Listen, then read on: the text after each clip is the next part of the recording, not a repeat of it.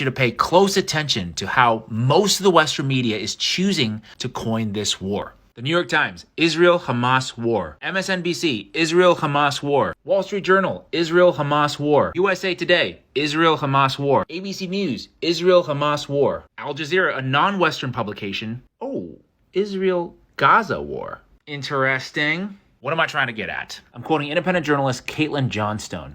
Calling it the Israel-Hamas war creates the false impression that this is a war that is directed exclusively at Hamas, when it's really an ethnic purge that's directed at all Palestinians in Gaza.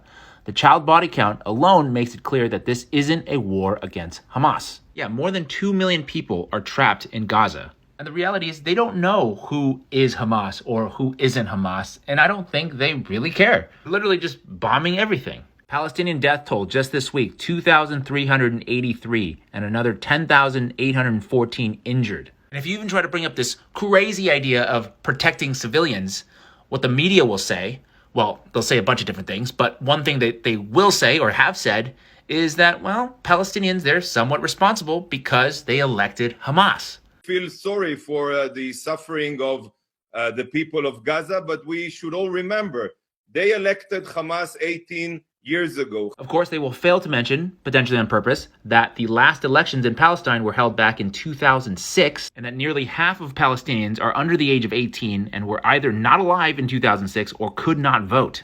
We are witnessing in real time media propagandists working overtime, seemingly in concert, to manufacture consent and manipulate the public into endorsing violent military action from a nation state that will decimate entire families, communities, and cities. Because, self-defense.